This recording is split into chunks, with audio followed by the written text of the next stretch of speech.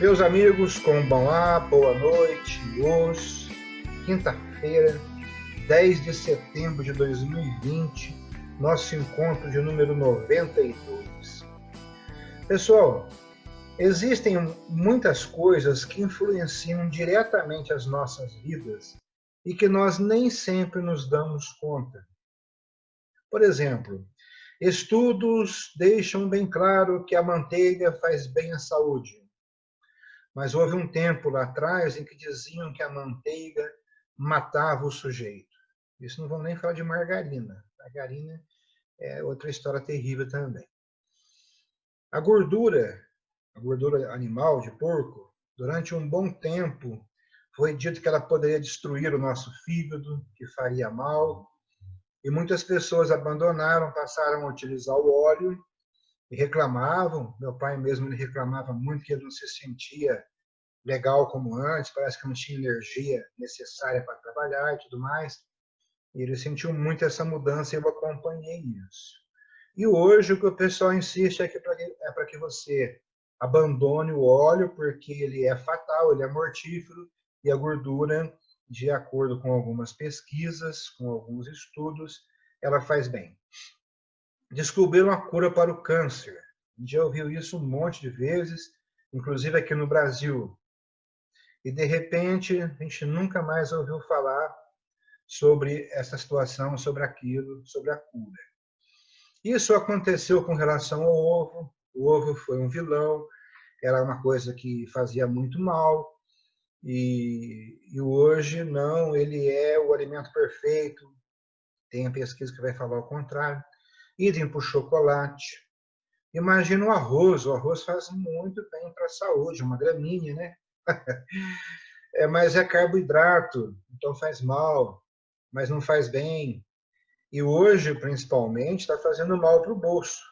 Eu ouvi agora há pouco explicar que ele subiu demais, está subindo muito o valor, porque liberaram R$ 600 para algumas pessoas no país, e também o dólar. Tem umas vacas que agora estão pastando logo no escurecer, coisa que não acontecia antes, então isso aí também está repercutindo no valor do arroz, fazendo com que o arroz suba. Olha só as explicações que o pessoal dá para a gente, né? Então, o que eu quero colocar com isso é que todos os dias nós somos bombardeados por pesquisas, ou melhor ainda, por resultados de pesquisas, que afirmam alguma coisa que vai mudar nossas vidas. E dizem que foram baseadas em estudos científicos. Hoje, principalmente, é interessante, a gente viu alguma coisa sobre os sofismas, e coincidentemente, como agora é a época pré-eleitoral, está cheio de programas aí, de estudos, incentivando as pessoas a avaliarem, a separarem o fato do que é fake. Então, coincide muito com o que a gente está fazendo, com o que a gente está estudando, com aquilo que a gente sempre se preocupou e tal. Mas, como eu disse, todos os dias nós somos bombardeados com resultados de pesquisas, que são sempre baseadas em estudos científicos, porque falar isso dá um status maior à coisa, né? Mas o que são esses estudos? Como é que eles são feitos? Em que são baseados? São realmente confiáveis? A gente vai aprofundar um pouco mais nisso mais para frente, mas por enquanto só quero adiantar que quando é referente à saúde, à nutrição, dietética principalmente hoje, só se aceita como confiável o estudo que já foi testado em humanos. É o problema da vacina que está aí e tal, né? O único meio de saber se um medicamento funciona em humanos é testando em humanos. A gente vai voltar a aprofundar isso aí, mas, pegando agora o fio da meada, nós encerramos a aula de ontem afirmando que a história do pensamento humano é uma constante busca pela verdade e pelo conhecimento. E para se chegar à verdade e ao conhecimento, existe um caminho a seguir. Durante toda a história da humanidade, podemos afirmar com segurança que toda ação humana que buscou conhecer o mundo e que obteve sucesso contou com um método.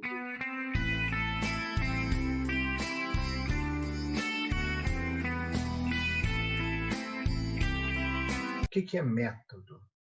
é um procedimento racional que, a partir de um processo lógico e ordenado, consegue produzir algo. Ou seja, é a ordem que se deve impor aos diferentes processos necessários para atingir um determinado fim. Nós já estamos conversando sobre isso há um bom tempo, quando falamos de disciplina, como a capacidade de seguir regras, como um fim, e por aí vai. Então, podemos ainda acrescentar que é uma sequência de operações lógicas que busca atingir um resultado.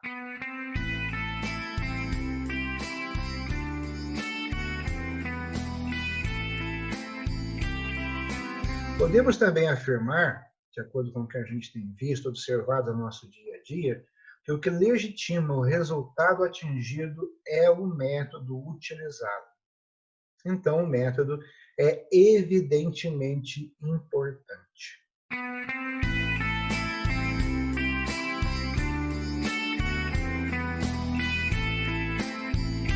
Tão importante a ponto de termos muitos estudiosos dedicados ao estudo do método enquanto forma, ou seja, enquanto ferramenta de conhecimento do mundo. E sabe o que isso gerou?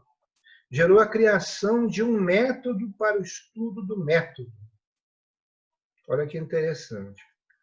Então, nós vimos que a lógica ela é propedêutica para uma série de coisas, e, embora o método seja um trabalho lógico, muitas pessoas que não estudam lógica, determinadas instituições, determinados grupos de ensino, de estudo, vão ter que estudar um método como propedêutico para que ela possa fazer uma série de coisas, na área de pesquisa principalmente.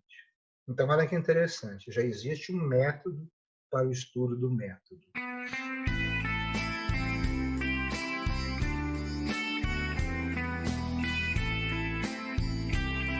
E qual que é a importância do método? Isso aqui para nós é fundamental, porque quando alguém pergunta como é o treinamento de vocês, como é que funciona a academia de vocês, o que ela está perguntando é isso, qual o método utilizado? Talvez ela não tenha essa clareza mental, mas o que a pessoa quer saber é isso. Então, o método tem como fim disciplinar o espírito. Então, nós falamos já várias vezes sobre disciplina nas artes marciais, é por isso. Excluir de suas investigações o capricho e o acaso. As coisas não podem, não acontecem acidentalmente. Adaptar o esforço a empregar segundo as exigências do objeto, do objetivo, do que se quer alcançar. Determinar os meios de investigação e a ordem da pesquisa. Então, especificamente para nós, o treinamento prático é determinar as técnicas de treinamento e a sequência lógica dentro de uma ordem hierárquica. É o que a gente está fazendo aqui também. O nosso estudo teórico, ele não é aleatório. Ele não está seguindo um determinado capricho de alguém, não está seguindo o acaso, tá? Nem o capricho, nem o acaso. Ele está seguindo uma ordem pré-determinada. Para isso, nós temos que ter um método. Então, o método ele é fator de segurança e economia. Tanto que algumas pessoas, alguns pensadores, já colocaram que o que diferencia a inteligência das pessoas é o método. Então, não vamos chegar a tanto, mas temos que pensar que um método não é suficiente a si mesmo. Ele exige inteligência e talento da pessoa que o utiliza. Então, mesmo que você receba um método pronto, é necessário inteligência e talento para que você possa exercitar dentro daqueles parâmetros. Então, isso é que é extremamente importante para nós, nós temos que entender isso com clareza.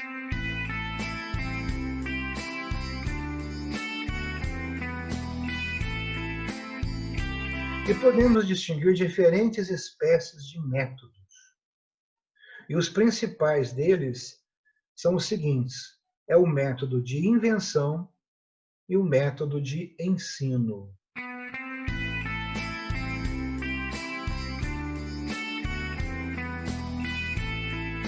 Então, eu pediria a vocês que observassem com atenção o que foi dito hoje, que fizessem a vocês mesmos perguntas relativas ao que a gente está trabalhando, porque a gente vai agora deslanchar, aprofundar um pouco mais na questão do método.